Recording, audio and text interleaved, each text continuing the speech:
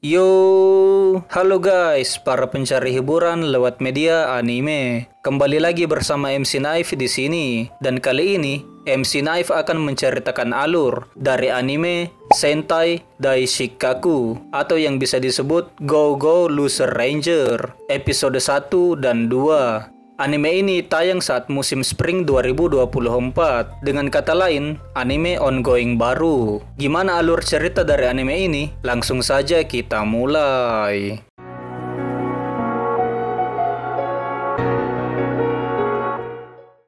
Benteng terbang raksasa yang tiba-tiba muncul 10.000 meter di atas permukaan tanah menjadi awal dari pecahnya peperangan tanpa henti antara manusia dengan monster. Para manusia yang melawan monster untuk menegakkan keadilan dan melindungi yang lemah dikenal sebagai Dragon Keeper atau sebut saja Power Ranger.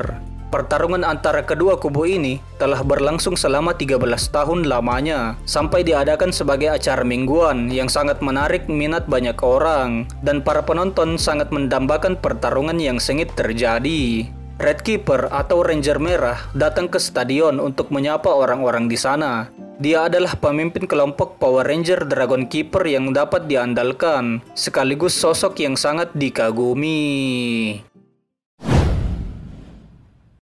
Seorang lelaki muda, sebut saja Kirito untuk saat ini, diarahkan untuk berlari dari bahaya jika suatu hal yang tak terduga terjadi oleh para anggota kelompok Ranger. Kelompok Ranger di sini tidak hanya 5 orang inti yang bisa berubah menjadi Power Ranger saja, tapi ada juga anggota lainnya seperti 2 orang yang membantu di sini dan orang-orang yang berbaris seperti penjaga di stadion tadi. Dan untuk saat ini belum ada penjelasan lebih jauh soal mereka.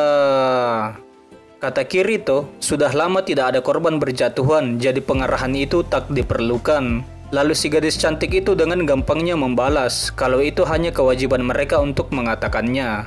Bisa dibilang kedua orang ini hebat karena di umur yang masih terbilang muda, sudah menjadi pembantu Ranger. Kirito pun ditawari untuk bergabung dengan mereka. Hal itu tidaklah sulit, kata gadis itu. Tapi belum tentu juga Kirito bisa menjadi seperti mereka. Karena semuanya bergantung pada usahanya sendiri. Cewek ini dilihat-lihat agak sus menurut gua. Dan kayaknya bakalan ada sesuatu ke depannya. Tapi kita lihat sajalah. Setelah berbicara dengan mereka, si Kirito pun kini berada di distrik 1 yang berada tepat di bawah benteng melayang. Langit tiba-tiba menjadi gelap dan para monster turun dari benteng ke stadion, tempat di mana mereka biasanya bertarung dengan para ranger. Para monster hitam ini disebut Dusters, dan mereka adalah para keroconya. Mereka biasanya datang bersama satu bos yang menjadi andalan mereka, dan bos kali ini adalah dia. Saat mereka muncul, kaleng dan botol melayang menghujani mereka. Hinaan dan sorakan kekesalan dilontarkan para penonton. Nampaknya mereka sangat dibenci oleh orang-orang. Para ranger pun datang dan siap melindungi planet ini dari para monster yang menjajah. Mereka memperkenalkan diri mereka seperti ranger pada umumnya. Bedanya, para penonton menyoraki mereka dengan sangat bahagia. Bos monster yang menyerupai harimau itu katanya terlahir dari kebencian para harimau di seluruh penjuru dunia. Dan para manusia bodoh harus merasakan akibatnya. Jadi dia akan mengubah semua binatang menjadi bercorak harimau dan mengacaukan dunia. Sontak para penonton terlihat khawatir mendengarnya. Si bos monster itu pun menyuruh para Duster untuk menyerang manusia. Dan salah satu penonton histeris karena dia ditarget oleh salah satu Dusters. Untungnya, dia diselamatkan oleh gadis cantik yang bersama Kirito tadi. Si Tora pun mengeluarkan ledakan yang menghempaskan si merah dan si kuning. Sepertinya bos monster ini lebih tangguh dari yang sebelum-sebelumnya, kata si merah. Lalu si hijau pun mengangkat tanah dan melemparkannya ke bos itu. Namun sepertinya ada yang aneh pada bos itu, karena saat dilempar dengan batu besar, dia seperti takut terkena batu itu. Bukannya dia bos yang kuat. Mencurigakan. Dia masih bisa bangkit setelah terkena batu sebesar itu, kemudian berubah menjadi mobil pick-up yang menghempaskan para ranger dengan tabrakannya. Penonton pun mulai khawatir dan mengira manusia akan kalah kali ini di hadapan musuh yang benar-benar tangguh. Para penonton pun akhirnya menyemangati para ranger untuk kembali bangkit, membuat para ranger bangkit mendengar sorakan itu. Si merah berkata, selama masih ada yang harus mereka lindungi, mereka akan terus bangkit berulang kali. Para Dusters pun mulai mundur untuk berkumpul karena musuhnya akan memakai artefak suci. Pembicaraan mereka di sini agak aneh, seperti sudah merencanakan apa yang harus mereka lakukan dan katakan setelah terkena Dragon Blaster atau artefak dari Ranger. Salah satu Dusters memberi saran kepada bos harimau untuk dikatakannya setelah kalah. Lalu para Dusters lain pun kaget karena Dusters yang memberi saran itu bernama Sentoin D, dan seharusnya kali ini bukan gilirannya untuk ikut. Para Ranger pun mempersiapkan tembakan untuk mengakhiri pertempuran ini, membuat semua Dusters panik kecuali Sentoin D. Katanya dia sudah muak dengan sandiwara ini dan melangkah maju ke depan. Kemudian tembakan dari Ranger yang sudah disiapkan seketika meledakkan para Dusters. 1 jam sebelumnya di benteng terbang, para Dusters berpikir keras untuk menciptakan bos monster minggu ini. Mereka merasa mustahil bisa menciptakan monster baru setiap minggunya dan benar-benar kehabisan ide.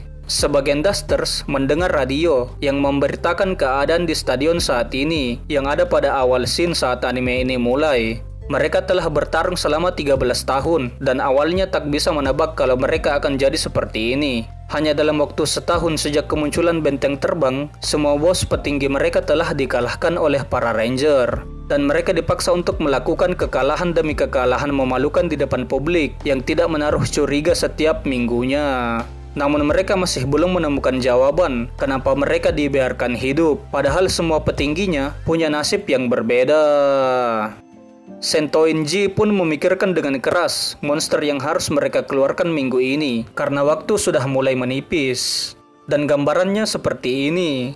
Sentoin A tidak menerimanya karena monster itu harus memiliki motif tertentu. Jika tidak, monsternya akan langsung kalah, membuatnya pusing karena waktu semakin menipis. Mereka tak perlu kesusahan seperti ini jika para bosnya masih hidup. Tapi menyesali yang sudah tidak ada itu tak berguna, kata Sentoin L. Dia sepertinya cewek karena suaranya cewek banget. Dia mengusulkan monster kucing seperti di gambar, tapi tetap tak diterima karena perawakannya tidak menakutkan. Kemudian hendak menggantinya menjadi singa, tapi sudah pernah mereka lakukan 7 tahun yang lalu. Saat itulah Sentoin D angkat bicara mengusulkan monster harimau yang punya motif kuat. Naga dan harimau menandakan hubungan perselisihan. Jika Dragon Keeper atau Ranger terinspirasi dari naga, maka mereka harus menjadi harimaunya. Ada temannya yang berharap semoga mereka meninggalkan kesan perselisihan meski kalah terus. Membuat Sentoin D marah. Kenapa harus kalah terus, katanya. Mereka adalah monster dan sudah tugasnya untuk mengalahkan semua yang menghalangi, bahkan Power Ranger sekalipun. Terlihatlah ambisi Sentoin D yang sangat besar di sini. Meski sekarang kalah, tapi jangan menyerah untuk menang, katanya. Dia pun ditegur oleh temannya yang mendengar radio karena berisik, membuatnya makin marah. Tak usah mendengarkan kata-kata makhluk bumi yang tak masuk akal, ujarnya. Yang harusnya dilakukan bukan menciptakan monster untuk dikalahkan, melainkan menyusun rencana untuk menang. Karena jika tidak, mereka takkan pernah bisa menuntaskan misinya, yaitu menguasai dunia. Meski para bosnya sudah kalah, tujuan awal tetaplah sama, berjuang demi menguasai planet ini. Para Sentoin lain pun menertawakan CD karena hal itu. Mereka sudah lama tak mendengar kata menguasai dunia, dan mereka sangat salut karena CD yang penuh dengan ambisi sambil terbahak-bahak. Tak bisa menahan amarahnya, Di pun naik pitam dan ingin menyerang kawannya. Si F datang untuk menenangkan Di setelah dia terbaring dengan sedikit lecet akibat pertengkaran dengan rekannya. Mereka sudah pasrah dengan kondisi saat ini. Mereka telah melawan Ranger sebanyak 1000 kali selama 13 tahun lamanya. Di meralat kalau mereka baru bertarung sebanyak 988 kali. F pun menambahkan kalau mereka telah kalah sejak semua bosnya dikalahkan, dan mereka harus menyerang planet ini setiap hari Minggu, tapi mereka harus merahasiakannya dari warga sipil. Begitulah syarat gencatan senjata Ranger dengan para monster. Dan sepertinya para Ranger juga sudah tak menganggap Duster sebagai monster lagi. Kali ini, Sentoin Z yang akan menjadi bos harimau. Dia harus belajar sedikit dari ensiklopedia tentang harimau, dan akhirnya merubah wujudnya seperti hewan tersebut. Di mengeluh kalau dia bisa berubah bentuk dengan lebih baik, tapi hari ini dia sibuk dan bukan gilirannya. Membuat F penasaran karena Di akhir-akhir ini pergi keluar entah kemana. Dan alasan sebenarnya Di tak mau berperan jadi fake boss adalah karena dia tak mau berperan sebagai yang kalah. F bercerita pada saat pertarungan minggu lalu, dia disemangati oleh seorang anak manusia, membuatnya bingung mendengarnya. Tapi entah mengapa, dia merasa kalau hal itu tidaklah buruk. F pun merasa kalau dia harus berjuang keras demi warga sipil yang tak tahu apa-apa. Ranger jadi menonjol dan penonton menjadi meriah karena mereka, meskipun ujung-ujungnya harus kalah. Akhirnya, kembali di saat setelah Dusters terkena tembakan Ranger, Dee masih tetap berada di arena. Meski dia adalah makhluk abadi, tapi masih bisa merasakan sakit katanya. Juga meski warga sipil tak tahu sandiwara ini, dia sudah lelah karena terus mengulanginya setiap minggu. Dee berniat untuk mengakhiri permainan ini dengan mengalahkan semua Ranger dalam pertarungan sesungguhnya sambil melesat dengan cepat ke arah mereka. Itulah pikirnya. Realita tidak sebagus itu. Dia berlari dengan sangat lambat.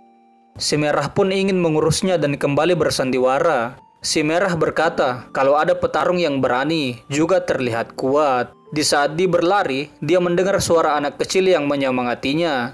Dia tahu kalau mereka hanya ingin melihat Kurocho yang kalah setelah berjuang mati-matian, membuatnya menjadi kesal. Dia akan membuat ekspresi damai mereka menjadi takut hari ini juga. Lalu saat Dee dan si Merah berhadapan, si Merah berkata kepada Dee kalau dia jangan besar kepala, karena ini bukan panggung untuk para monster. Cukup diam dan kalah. Baca suasananya juga sadari posisimu, karena mereka adalah pahlawan keadilannya. Seketika Dee pun ditebas lalu ditembak oleh para Ranger dan kalah. Kali ini sudah menjadi kekalahan pasukan monster Nefarious yang ke-999 kali dan Dee masih belum kembali. Sudah biasa kalau ada yang melarikan diri karena tidak kuat lagi, karena mereka hanya bisa bertahan hidup dengan mengikuti keinginan mereka. Dee ternyata berada di atas gedung. Dia sedang berubah ke wujud manusia, dan rupanya Sento Wendy adalah si Kirito tadi. Dia sudah mengerti sejak lama kalau mereka tak menjalankan peran sebagai penjahat. Jika terus begini, mereka hanya akan diperbudak. Dia lagi-lagi menegaskan bahwa dirinya sudah muak diam dan mengikuti permainan mereka. Tiba-tiba gadis cantik pembantu Ranger tadi datang dari pintu gedung dan heran kenapa dia bisa ada di sini. Dee beralasan kalau dia ingin melihat pertarungan dari tempat yang tinggi. Gadis itu juga suka dengan tempat ini, ujarnya. Kemudian bertanya pendapat Dee soal pertarungan mingguannya. Dee hanya bisa beralasan kalau para Ranger terlihat hebat dan kuat, malah sangat kuat, membuatnya ingin seperti mereka. Sang gadis menangkap kalau lelaki itu berminat untuk bergabung menjadi anggota Ranger. Dee pun menjawab bahwa itu boleh juga sambil tersenyum. Mungkin dia harus ikut perekrutannya. Kelihatannya kali ini dia sudah cukup bersemangat, ujar sang gadis dengan wajah yang agak sus. Dan Dee juga terlihat sangat serius, seperti benar-benar ingin mengalahkan semua musuhnya.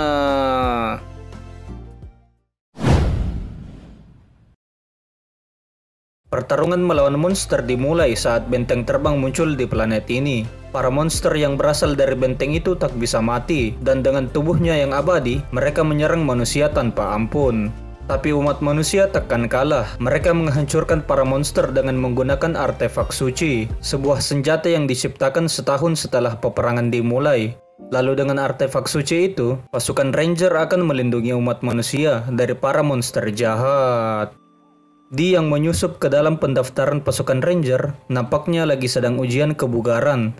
Dia terus berlari meski larinya lambat dan berpikir kalau para Kurocho dalam ruangan ini tak tahu kalau semua tentang monster yang melawan Ranger hanyalah sandiwara belaka.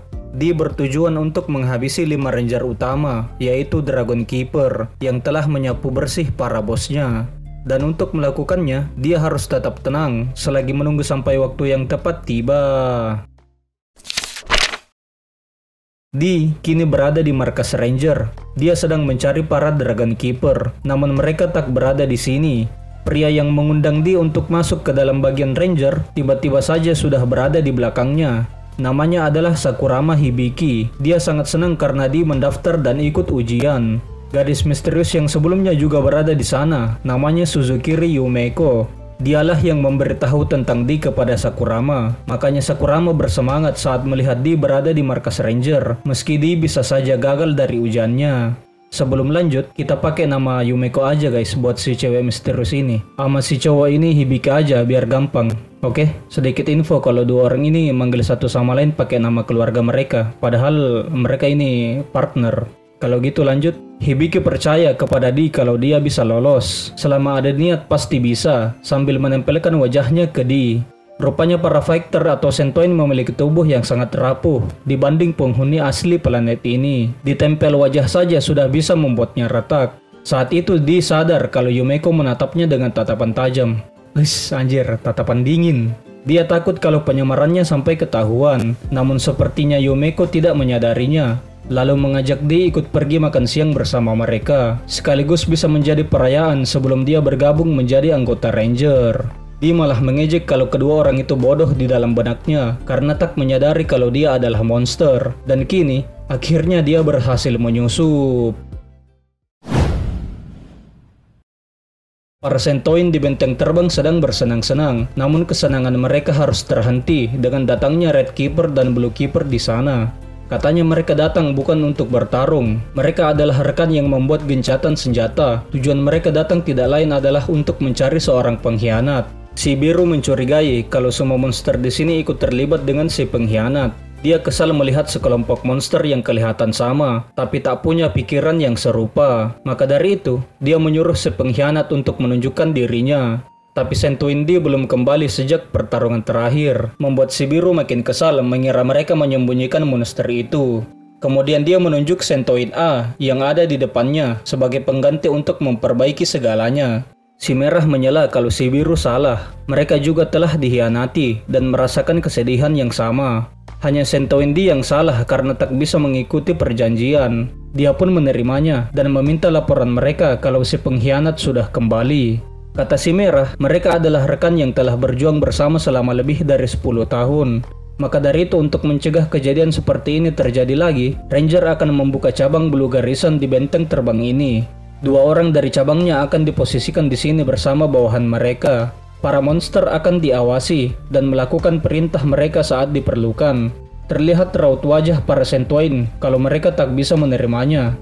Namun hanya Sentoin C yang berani angkat bicara menolak ketentuan ini karena merasa kalau mereka sudah kelewatan. Saat C keluar-keluar di depan si merah, kepalanya diletuskan oleh si biru karena berisik. Dia benar-benar akan menghabisi mereka jika terus mengoceh. Sentoin A menunduk untuk melindungi temannya. Para monster tak akan melawan lagi dan akan mengikuti keinginan Ranger, ujarnya. Beginilah seharusnya partnership yang ideal, kata si merah. Yang lemah harus mendengarkan yang kuat dan tak melawan balik. Lalu yang kuat tak perlu mengkhawatirkan yang lemah. Konflik hanya terjadi saat satu pihak tak tahu diri.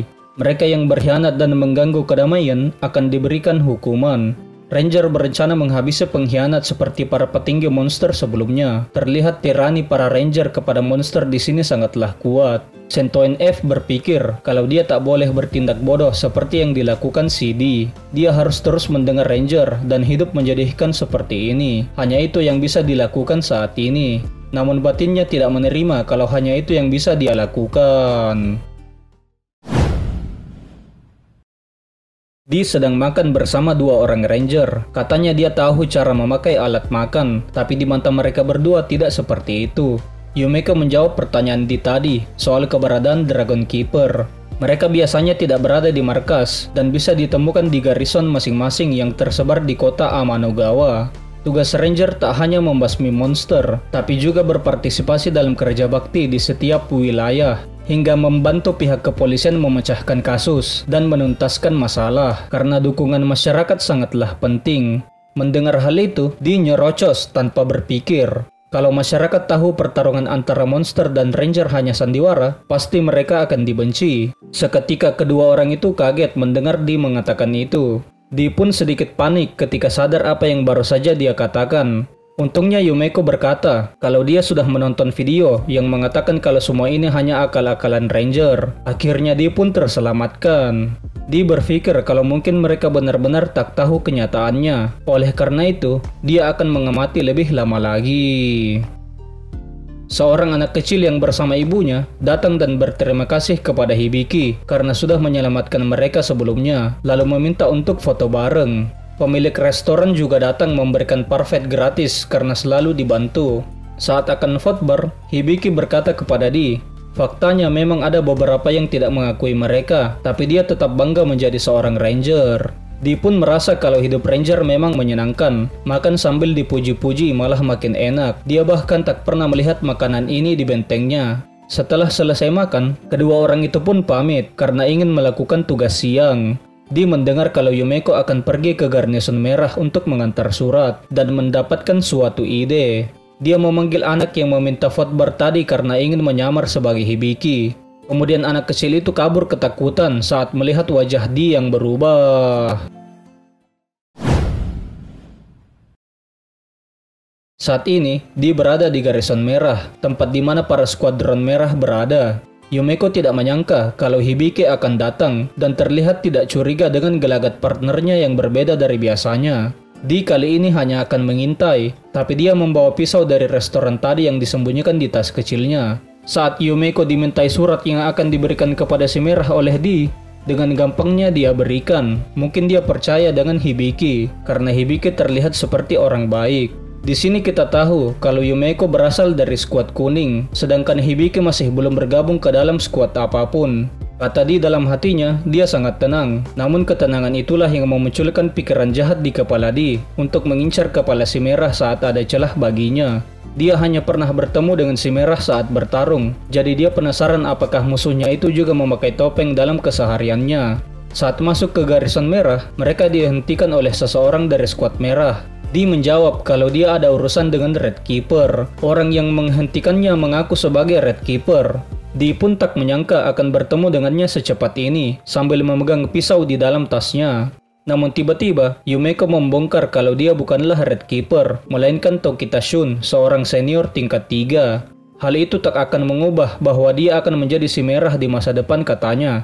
Kemudian memegang tangan Di, karena curiga dengan hal yang akan dilakukannya tadi. Di mengelak kalau dia harus segera memberi suratnya kepada Red Keeper, tapi Tokita merasa kalau Hibiki yang dilihatnya bertingkah aneh hari ini. Di tak tahu kalau Tokita itu kenal dengan Hibiki, jadi dia memanggil Tokita dengan panggilan yang tidak biasa Hibiki katakan kepada Tokita. Yumeko pun lagi-lagi menjadi penyelamat Di kali ini. Dia menyuruh Hibiki untuk langsung saja memberikan suratnya, karena tidak ada salahnya untuk memberikan surat itu kepada calon Red Keeper di masa depan. Tokita agak senang mendengar itu, kemudian mengambil suratnya lalu melangkah pergi, sambil berbasa-basi mengajak Yumeko untuk bergabung dengan skuad merah, karena skuad kuning hanya fokus pada penelitian.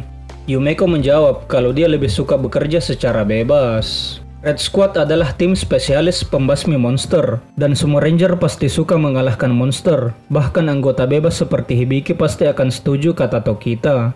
Di pun teringat kalau mereka semua pernah ikut dalam pertempuran, membuatnya kesal dalam benaknya. Saat mereka berdua pergi, Tokita terlihat seperti mencurigai sesuatu pada mereka. Mudah-mudahan saja Di tidak ketahuan. Dia tahu kekuatan mereka sangatlah kuat, jadi kali ini dia bukan kabur, melainkan mundur sementara. Tapi tetap saja, dia kesal karena tak bisa apa-apa. Di melihat poster yang dipasang di tembok dan memperlihatkan wujud Red Keeper yang asli. Dan kebetulan, orang yang paling dicari Di itu keluar dari lift yang akan mereka pakai. Di memanggil Red Keeper yang tidak mengenakan topeng, tapi dia hanya mematung melihatnya.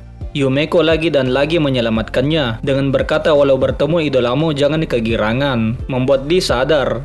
Dia pun menyelamati Red Keeper atas kemenangan mereka di Sunday Showdown melawan monster sebelumnya, dan menyuruhnya untuk berhati-hati karena mereka tak tahu selicik apa para monster itu. Apa yang dikatakan Di ini sepertinya pura-pura saja sih menurut gua. Lanjut, si merah pun berterima kasih dan senang atas peringatan juniornya. Yumeko panik saat partnernya tiba-tiba mengobrol dengan Akabane Sousei atau Red Keeper, lalu meminta pisau yang disimpan di dalam tasnya. Seketika dia menebas Di tanpa kata-kata. Yumeko menyuruh Di untuk berhati-hati agar tidak ketahuan, karena dia sangatlah lemah. Tapi ketenangannya patut dipuji, karena meski dia melawan si merah saat itu, dia akan tetap kalah. Entah berapa kali Yumeko menyelamatkannya dalam sehari. Dia pun bertanya kalau gadis itu sebenarnya siapa. Yumeko mengaku kalau dia adalah musuhnya. Seketika membuat Di menyerangnya berkali-kali, tapi selalu berakhir ditebas olehnya. Akhirnya Di berhenti menyerang dan ingin berbicara karena sudah kecapean. Yumeko tidak segan-segan meminta Di bekerja sama dengannya. Katanya, dia bisa mengajarkan cara untuk mengalahkan Power Ranger dan mengajaknya untuk menghancurkan Power Ranger bersama-sama. Beberapa saat pun berlalu, Hibiki datang memberi info kalau ada monster yang muncul di dekat sini.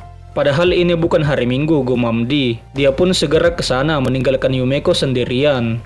Ternyata monster yang dimaksud para Ranger adalah Sentoin F. Dia tak berkutik melawan Ranger skuad merah yang mengejarnya. F ingin pergi dari sini seperti yang mereka katakan karena tak menemukan orang yang dicarinya. Namun Red Keeper datang, kemudian berubah menjadi Power Ranger. Dia tak akan membiarkan monster itu pergi, membuat anggota lain mundur karena Red Keeper akan bertarung. Si merah benar-benar akan memusnahkannya kali ini menggunakan artefak suci, karena baru saja diperingatkan tapi sudah ada lagi yang berkhianat. F hanya bisa menerima nasibnya di depan kekuatan hebat itu. Dia ingin tahu di mana dia berada sekarang dan apa yang direncanakannya. Dan dia mulai paham apa yang dikatakan Red Keeper sialan itu. Meski telah membuat perjanjian juga berusaha mendapatkan dukungan masyarakat, tetap saja mereka adalah penjahat yang berniat menjajah permukaan, karena mereka adalah pasukan monster jahat. Namun dibandingkan 13 tahun yang tak berarti ini, hari ini dia merasa sangat bahagia. Seketika F pun hancur terkena serangan dahsyat dari artefak suci itu, meninggalkan Sentoin D sendirian yang sudah dia anggap sebagai teman dekatnya.